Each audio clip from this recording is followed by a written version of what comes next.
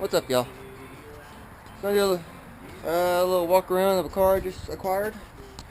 If this gives you a hint,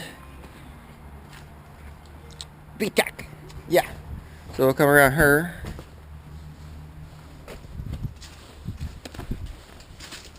Yeah.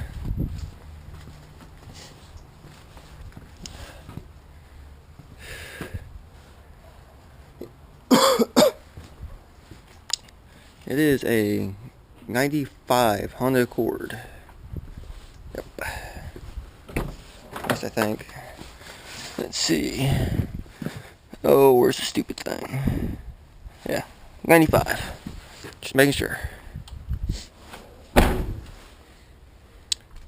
Not too bad.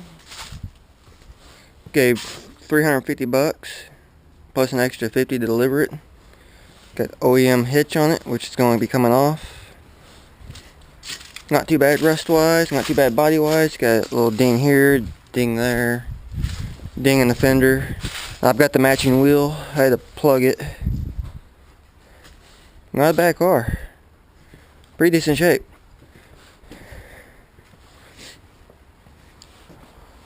Come in here. It is dirty. It needs to be cleaned, like badly, but it's not bad.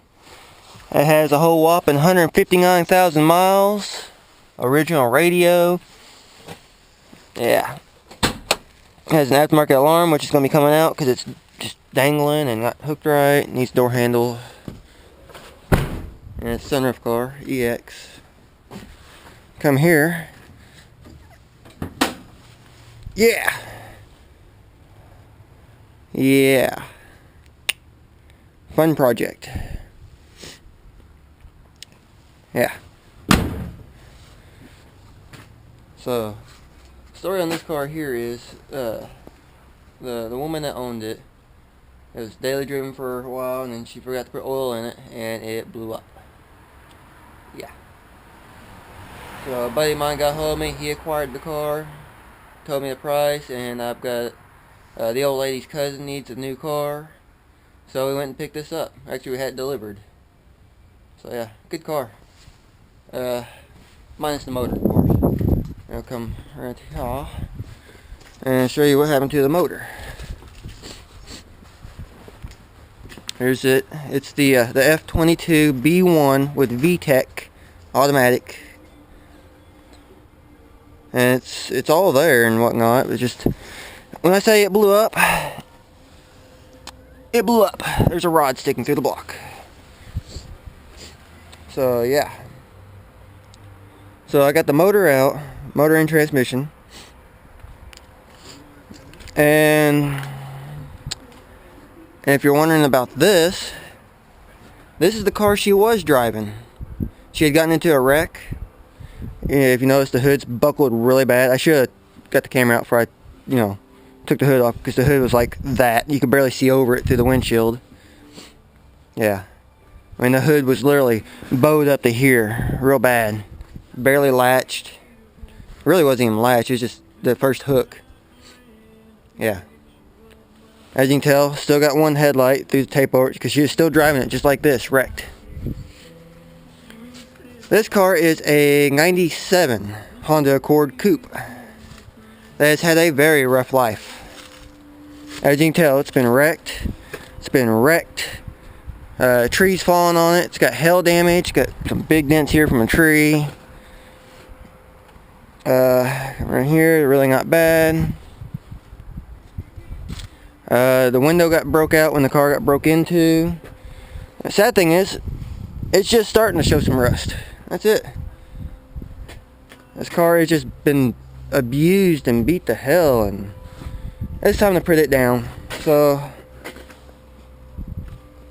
getting ready to pull this engine out, which is the F22 B1 VTEC, which is identical to that engine, minus one little issue. The 95 Accord, this engine is an OBD1 system, computerized system, whatever, the wiring and the computer. This one, the 97, is an OBD2, which basically means For some dumb reason, Honda decided to move the crank position sensor and I think the cam or some other stupid sensor. Unlike most of the Accords, like the 90 through 93, like I'm used to, everything's in the distributor. On the OBD2, the crank position sensor or whatnot, is this little wire right there that leads down to the crank pulley. That little sensor there. That's been moved, and I think it's got another O2 sensor. And the computer's a different tune compared to this one, how it doesn't have no sensor down here or anything. It's all built into the distributor. But since they are the same motor, all I got to do is, once this engine's out, is pull the wiring harness off the engine. Let's see, so take that harness off the engine, take that distributor off and toss them.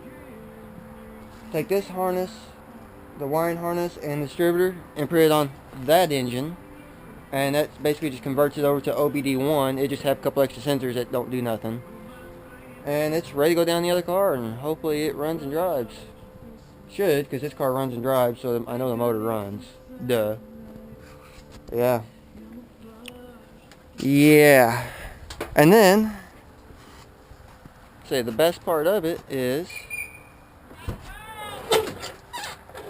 since I'm doing this engine swap for her, I get this car.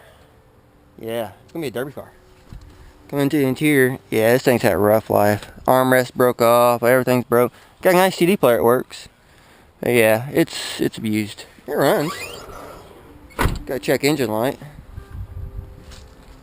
ABS light and all the other lights. Lit up like a Christmas tree, but ain't no big deal. I'm gonna run the codes real quick before I pull the motor so I can go ahead and swap sensors out. Yeah. So, we have a second derby car now. Or we're going to here soon as I finish the job. Yeah. It's going to be my one-run wonder car. We're going to tear this one to shit. It'd be a good one. The radiator, I'm going to pull the core support out with the tractor here in a minute, so I can get the radiator and all out, which surprisingly isn't busted. I don't see how it didn't bust that radiator because it is bent. Cooling fan's busted. I got to replace it. Well, actually, I don't have to do anything because I could use the other radiator, but I'm probably going to put this radiator in the other one. But yeah, I don't know how bad the damage is until I actually, pull that core support out and start pulling the rad out. But it run and drove just fine, didn't have any leaks, so it shouldn't be no big deal. Just a few bent parts. Well, nothing I really need because I've got everything else in that car. But yeah. And then, I don't know if you can remember, but in my little shed behind the garage, I've still got the engine and transmission out of Project Nightmare. It's the F22A1 with automatic training, already set up for derby. So it will bolt right down in this car, and it's set up all by itself. So I can go ahead and once this engine's out, I can strip the wiring, all their bullshit out of the hood, out of here, and start prepping it. Put the other engine in it later. So yeah, stay tuned. Next year is going to be a big year with 2 cars. So, till then, I'm going to get back to work. Later, y'all.